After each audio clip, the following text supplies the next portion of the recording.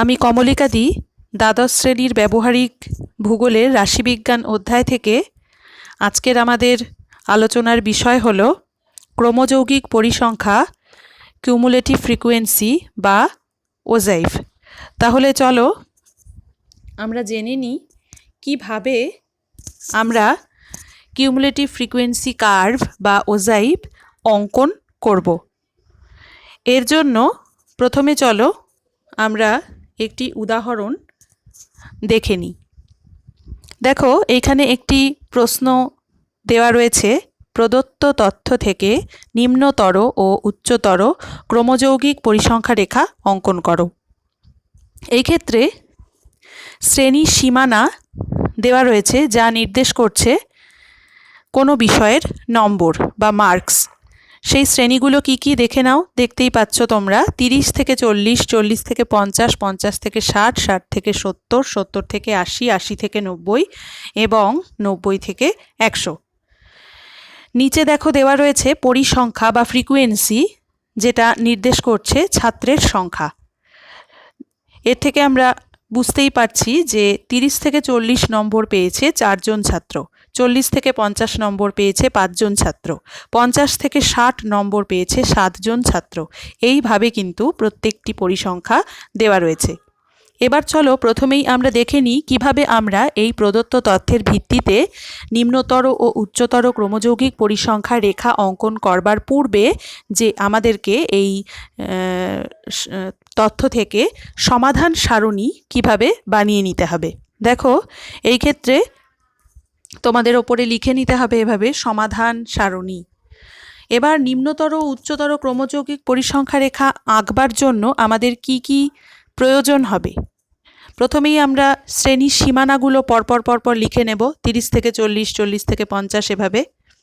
পরবর্তী ঘরে লিখে নিতে হবে পরিসংখ্যা, যেটা ছাত্র সংখ্যা। পরপর দেখে দেখে তোমাদের পরিসংখ্যাগুলো প্রশ্ন থেকে দেখে লিখে নিতে হবে। নেক্সট একটি ঘর বানাতে হবে যেখানে লিখতে হবে ক্রমযৌগিক পরিসংখ্যা। দুটো ঘর, সেটাকে দুটো ঘরে ভাগ করে নিতে হবে। একদিকে থাকবে নিম্নতর, একদিকে থাকবে উচ্চতর। এর আগের ভিডিওতে তোমরা তো জেনেই গেছো যে কিভাবে নিম্নতর ক্রমযৌগিক সংখ্যা এবং উচ্চতর ক্রমযৌগিক সংখ্যা নির্ণয় করতে হয়। আরেকবার আমরা এই উদাহরণটি থেকে বিষয়টি বুঝে নিতে পারবো। এর পরের ঘরগুলো আমি আবার পরবর্তীতে বলছি। দেখো, প্রথমে তাহলে নিম্নতর আমরা কি জানলাম? আমরা জানলাম যে পূর্ববর্তী শ্রেণীর পরিসংখ্যা যোগফল, পূর্ববর্তী শ্রেণী পর্যন্ত পরিসংখ্যার যোগফল প্লাস সংশ্লিষ্ট শ্রেণীর পরিসংখ্যা। অর্থাৎ এই ক্ষেত্রে দেখো এখানে 0, বিষয়টি আসলে 0 প্লাস 4। অর্থাৎ যেহেতু এই শ্রেণীর আগে কোনো শ্রেণী নেই, তাই এই শ্রেণীর পূর্ববর্তী শ্রেণীর পরিসংখ্যা ধরে নিতে হবে আমাদের 0। 0-র সঙ্গে 4 যোগ করে হয়েছে 4, 4-এর সঙ্গে এই 5 যোগ করে হয়েছে এখানে 9। এই যোগফলগুলো কিন্তু তোমরা এখানে লিখেও দেখাতে পারো, সমান সমান চিহ্ন দিয়েও তোমরা এগুলো লিখতে পারো। 9-এর সঙ্গে 7 যোগ করে হলো 16। অর্থাৎ পূর্ববর্তী শ্রেণী পর্যন্ত পরিসংখ্যার যোগফল প্লাস পরবর্তী শ্রেণীর পরিসংখ্যা, এইভাবে কিন্তু এই মানগুলো বেরিয়েছে। 16-র সঙ্গে 6 করে হলো 22, 22-এর সঙ্গে 10 32, 32-এর সঙ্গে 15 47, 47-এর সঙ্গে 3 50। এইবার দেখো, উচ্চতর ক্রমযৌগিক পরিসংখ্যার ক্ষেত্রে আমরা যেটা জানলাম যে নিম্ন সীমানা মান অপেক্ষা বেশি মানের মোট পরিসংখ্যা হলো উচ্চতর ক্রমযৌগিক পরিসংখ্যা। এই পরিসংখ্যা পেতে গেলে শেষ থেকে পরিসংখ্যা যোগ করতে করতে পিছোতে হয়। বিষয়টি তাহলে কিভাবে আমরা এই ক্ষেত্রে আসতে পারি? আমরা এই ক্ষেত্রে এভাবে বলতে পারি, বিষয়টি একটু ভালো করে শুনবে তোমরা। যেমন এই ক্ষেত্রে আমাদের শেষ পরিসংখ্যা, এক্ষেত্রে তোমরা দেখতেই পাচ্ছ 90 থেকে 100-র ঘরে হলো আমাদের শেষ পরিসংখ্যা কত হলো? 3। তাহলে আমাদের 3-এর যে পরবর্তী শ্রেণী, সেটি তো আর কিছু শ্রেণী নেই। অর্থাৎ এই ক্ষেত্রেও আমাদের ধরে নিতে হবে 3-এর পরে রয়েছে 0, কিছু নেই, অর্থাৎ 0। তাহলে প্রথম উচ্চতর শ্রেণীর যে পরিসংখ্যা, শেষ দিক থেকে আমরা এবার পেছোবো, এদিক থেকে এদিকে পেছোবো। তাহলে এই ক্ষেত্রে প্রথমে আমাদের রয়েছে 0 প্লাস 3, 3।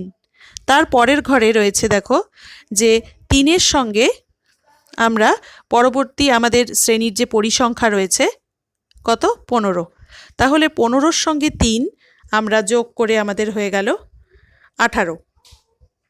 এবার 18-র সঙ্গে আমাদের যে পরিসংখ্যা রয়েছে কত এখানে 10, তাহলে এই 90 থেকে 100 এবং 80 থেকে 90 এই দুটো ঘর মিলে পরিসংখ্যার যোগফল কত ছিল 18।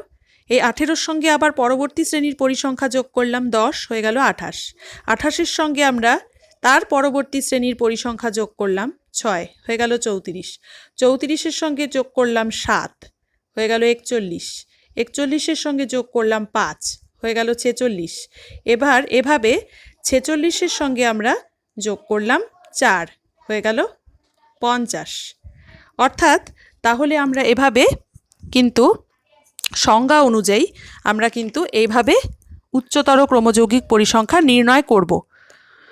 কিন্তু আরেকভাবেও এই ক্ষেত্রে তোমরা সুবিধাজনকভাবে করতে পারো, সেটি হচ্ছে যেমন এই ক্ষেত্রে নিম্নতর শ্রেণীর সীমানা নিম্নতর ক্রমযৌগিক পরিসংখ্যার যে শেষ মানটি বের হবে এই ক্ষেত্রে যেমন 50, সেটিকেই আমরা প্রথম ঘরে বসিয়ে নেব। উচ্চতরর যে প্রথম ঘর সেখানে বসিয়ে নিতে পারি 50।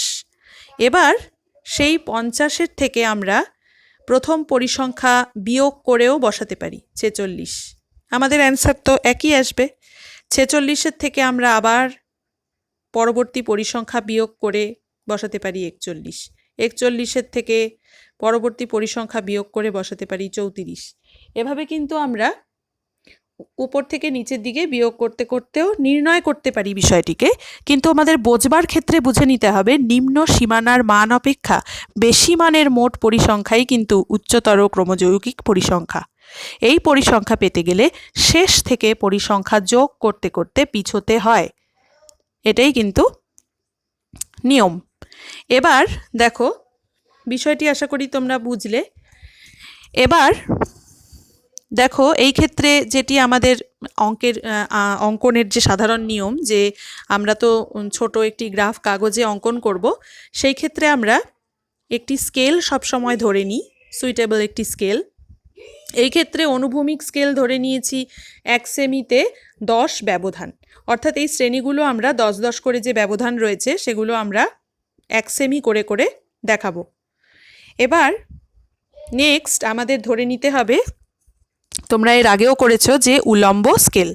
আমাদের উলম্ব স্কেল কত রয়েছে? এই ক্ষেত্রে আমরা একটি উলম্ব স্কেল ধরে নিয়েছি 1 সেমিতে 5 পরিসংখ্যা, অর্থাৎ এই ক্ষেত্রে আমাদের পরিসংখ্যা হচ্ছে ছাত্র সংখ্যা।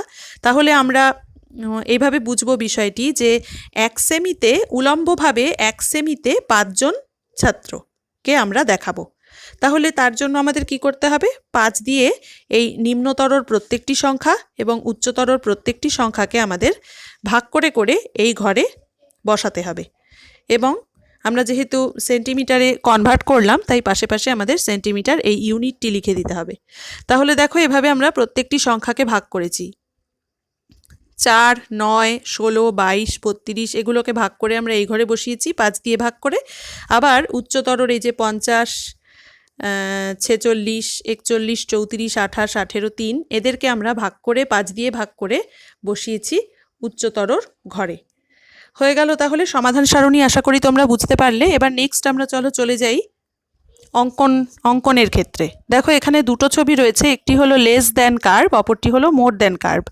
লেস দ্যান কার্ভ অর্থাৎ এটি হলো নিম্নতর ক্রমযৌগিক পরিসংখ্যা রেখা। এখানে খুব সুন্দর করে দেখো, তোমাদের সুবিধার জন্য এখানে লেখাই আছে নিম্নতর ক্রমযৌগিক পরিসংখ্যা রেখা।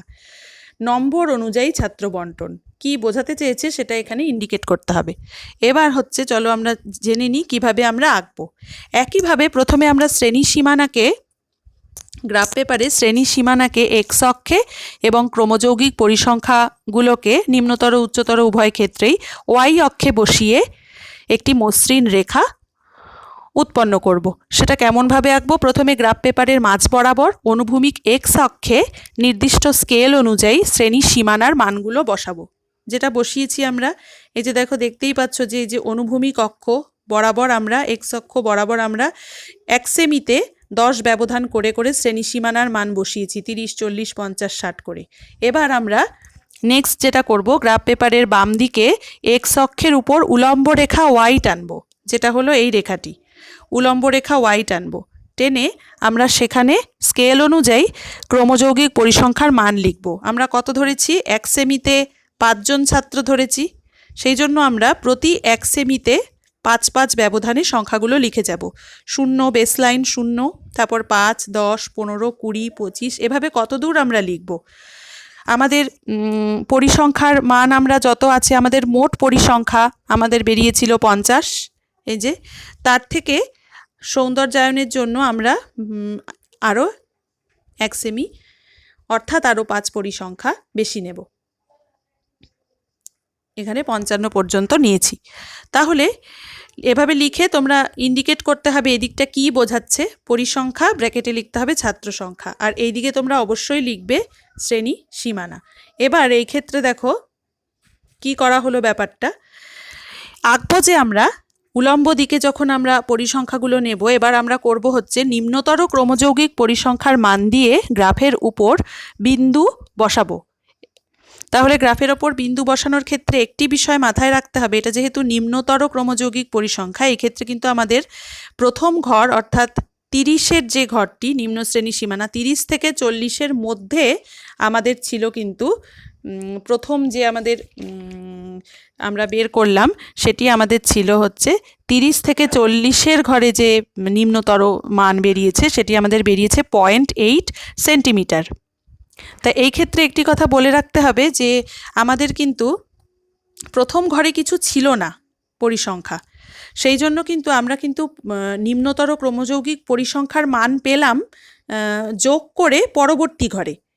এই কারণে কিন্তু আমরা প্রথম ঘরে কিছু পরিসংখ্যা আঁকতে পারবো না, প্রথম ঘরটা আমাদের 0 ধরে নিতে হবে।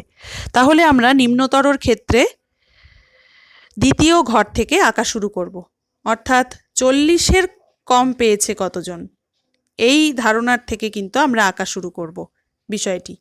ঠিক আছে, আশা করি বুঝতে পারছো যে 40-এর কম পেয়েছে কতজন, 4 জন। সেই ক্ষেত্রে কিন্তু আমাদের 4 এখানে এই যে যেটি 0.8 হিসেবে এসছে এখানে সেন্টিমিটারে কনভার্ট করে, সেটা কিন্তু প্রথম ঘরে ছিল 0, 0 প্লাস 4 মিলে এই ঘরে হয়েছে 4। সেই কারণে কিন্তু আমরা এই দেখো এই জায়গাটার কথা আমি বোঝানোর চেষ্টা করছি, এখানে কিন্তু হবে 0। তাহলে আমরা দ্বিতীয় ঘর থেকে আঁকা শুরু করব। দ্বিতীয় ঘরে এখানে হয়ে গেল 0.8, পরবর্তী ঘরের মান ছিল আমাদের 1.8 সেন্টিমিটার, এই যে 1 সেমি আরও 0.8, তারপরের ঘরের মান ছিল আমাদের 3.2, 1 সেন্টিমিটার 2 সেন্টিমিটার 3.2, তারপরের ঘরে ছিল 4.4, 1 2 3 4, 4.4। এইভাবে কিন্তু প্রত্যেকটি ঘর একে একে আমাদের শেষ ঘর ছিল যেটি 90 থেকে 100, সেই শ্রেণীর আমাদের নিম্নতর ক্রমযৌগিক পরিসংখ্যা ছিল 50, যেটি কিনা আমরা এই যে দেখো 50 ছিল, যেটি কিনা আমরা হিসাব মতো আমাদের 5 দিয়ে ভাগ করে এসেছিল 10 সেন্টিমিটার, সেটি আমরা কিন্তু এখানে এঁকেছি। এই যে ভালো করে বিষয়টি আশা করি বুঝতে পারছো যে এখানে 1 সেমি 2 সেমি 3 4 5 6 7 8 9 10 সেন্টিমিটার অর্থাৎ 50। তাহলে এইভাবে আমরা কিন্তু যেই বিন্দুগুলো পেলাম পরবর্তীতে সেই বিন্দুগুলোকে একটি মসৃণ রেখা দিয়ে যোগ করতে হবে। মসৃণ রেখা অর্থাৎ কোনো স্ট্রেট লাইন বা সরল রেখা হবে না, বিন্দুগুলোকে আমরা কার্ভ লাইনে হাত দিয়ে মসৃণ রেখার সাহায্যে যুক্ত করব। ঠিক একই রকমভাবে এখান দিয়ে তোমরা লিখবে, এই আঁকার পরবর্তীতে তোমরা এখান দিয়ে লিখতে হবে তোমাদের নিম্নতর ক্রমযৌগিক পরিসংখ্যা রেখা বা লেস দ্যান কার্ভ। এবার হচ্ছে দেখো, আর প্রথম যে অংশটি থাকবে আমাদের সেটিকে একটি ডটেড লাইন দিয়ে আমাদের যুক্ত করে দিতে হবে, বেস লাইনের সঙ্গে ডটেড লাইন দিয়ে যুক্ত করে দিতে হবে। আর উচ্চতর ক্রমযৌগিক পরিসংখ্যার ক্ষেত্রে যেটি হবে, উচ্চতর ক্রমযৌগিক পরিসংখ্যার ক্ষেত্রেও সব একই রকম, এক্স অক্ষ বরাবর শ্রেণী সীমানা লিখব, ওয়াই অক্ষ বরাবর আমরা স্কেল অনুযায়ী পরিসংখ্যাগুলো বসাবো, 5 10 15 করে ছাত্র সংখ্যা লিখব, হেডিং লিখব, উচ্চতর ক্রমযৌগিক পরিসংখ্যা নম্বর অনুযায়ী ছাত্র বন্টন, শ্রেণী সীমানা লিখব, সব একই রকম লিখব। কিন্তু এই ক্ষেত্রে কিন্তু একই রকমভাবেই আমরা উচ্চতর ক্রমযৌগিক পরিসংখ্যার মান দিয়ে গ্রাফের ওপর বিন্দু বসাবো। কিন্তু একটি ব্যাপার দেখো, এই ক্ষেত্রে কিন্তু আমরা প্রথম মানই পেয়েছিলাম 50, প্রথম ঘরের মান।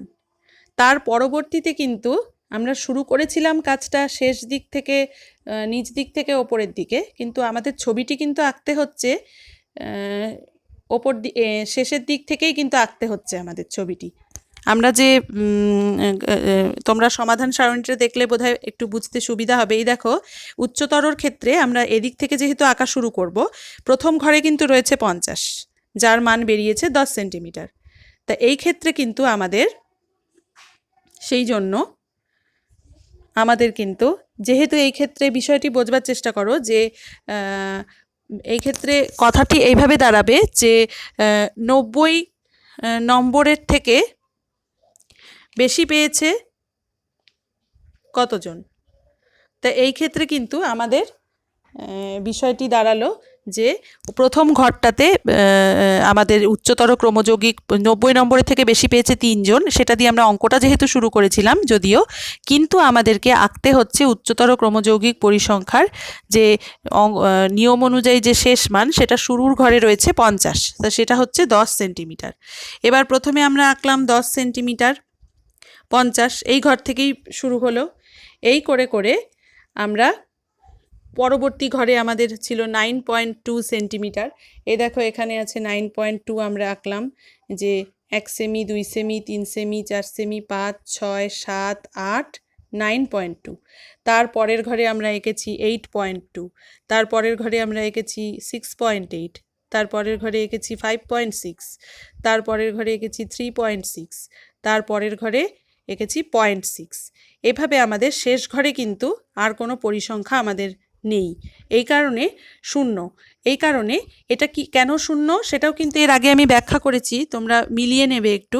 সেটা হচ্ছে, আমি কিন্তু বলেছিলাম তোমাদের যে আমরা যেহেতু অঙ্কটা এই দিক থেকে হিসাবটা শুরু করেছি, যখন আমাদের ধারণা অনুযায়ী আর কি আমাদের ভেবে নিতে হবে যে আমাদের কিন্তু এই ঘরের সাপেক্ষে আমরা যোগ করে করে এদিকে উঠছিলাম, তাহলে এই লাস্টে 90 থেকে 100-র পরের ঘরে তো কিছু নেই, আর শূন্য। এই কারণে কিন্তু আমাদের কিন্তু 0 + 3 এভাবে কিন্তু শুরু হয়েছিল। তাহলে আমাদের শেষ ঘরেও কিন্তু মান উচ্চতরর ক্ষেত্রে হবে 0। তাহলে যেহেতু এদিক থেকে আমরা যোগ করা শুরু করেছিলাম, ঠিক একই রকম এখানেও দেখো যেদিক থেকে যোগ করা শুরু করেছিলাম সেখানে প্রথমে ঘরে কিছুই মান ছিল না, 0। এই ক্ষেত্রেও আমরা আঁকছি এদিক থেকে, কিন্তু আমাদের অঙ্ক অনুযায়ী আমরা মোর দ্যান কার্ভ যেহেতু, সেই কারণে এই ঘরে কিন্তু আমাদের কোনো পরিসংখ্যার মান নেই, 0। এই কারণে এই ঘরটাও আমাদের ডটেড লাইনের সাহায্যে বেস লাইনের সঙ্গে যুক্ত করে দিতে হবে। তাহলে এইভাবে পরবর্তীতে ডটেড লাইনগুলোকে একটি মসৃণ রেখা দিয়ে যুক্ত করব এবং এখানে লিখব উচ্চতর ক্রমযৌগিক পরিসংখ্যা রেখা বা মোর দ্যান কার্ভ। নিচে তোমরা স্কেল উল্লেখ করবে, উলম্ব স্কেল 1 সেমিতে 5 জন ছাত্র, অনুভূমিক স্কেল 1 সেমিতে 10 শ্রেণী ব্যবধান। এই প্রশ্নটি তোমাদের এইভাবেও তোমরা গ্রাফ কাগজে এঁকে রাখবে, দুটো আলাদা আলাদা করে। আবার তোমাদেরকে কিন্তু আরেকভাবেও আসে যে ওজাইব অঙ্কন করো, তাহলে কিন্তু একই ছবিকে একই এক্স অক্ষ এবং ওয়াই অক্ষের উপর একসাথে লেস দ্যান কার্ভ এবং মোর দ্যান কার্ভ এঁকে দেখাতে হবে, এটাকে বলা হয় ওজাইব। এভাবেও তোমরা আঁকবে। তাহলে এই ক্ষেত্রেও একই রকম হবে, কিন্তু আমরা শুধু এক্স অক্ষ আর ওয়াই অক্ষ একবার লিখে একই অক্ষের উপর আমরা লেস দ্যান কার্ভও এঁকে যাব, আবার মোর দ্যান কার্ভও এঁকে নেব। বিষয়টি এটাই হবে যে দুটো মসৃণ রেখা একটা জায়গায় ছেদ করবে একে অপরকে। এই ছবিটিকেই বলা হয় cumulative frequency curve or ogive. এখানেও তোমরা উলম্ব স্কেল, অনুভূমিক স্কেল উল্লেখ করবে, শ্রেণীর সীমানা লিখবে, পরিসংখ্যা যে ছাত্র সংখ্যা বোঝাচ্ছে সেটা লিখবে, উপরে ক্রমযৌগিক পরিসংখ্যা রেখা বা cumulative frequency curve or ogive লিখবে। তাহলে এইভাবে কিন্তু তোমাদের মোট 3টে ছবি করতে হবে। একটি হলো নিম্নতর ক্রমযৌগিক পরিসংখ্যা রেখা, একটি শুধুমাত্র উচ্চতর ক্রমযৌগিক পরিসংখ্যা রেখা, আরেকটি হলো নিম্নতর ও উচ্চতর ক্রমযৌগিক পরিসংখ্যা রেখা বা ওজাইভ। পরীক্ষায় যদি তোমাদের আসে যে প্রদত্ত তথ্য থেকে নিম্নতর ও উচ্চতর ক্রমযৌগিক পরিসংখ্যা রেখা অঙ্কন করো, তাহলে তোমরা কিন্তু এই ছবিটি এভাবে ক্রস করে এঁকে দেখাবে। তাহলে আবার পরবর্তী ভিডিওতে রাশিবিজ্ঞানের অন্যান্য বিষয় নিয়ে আলোচনা করব।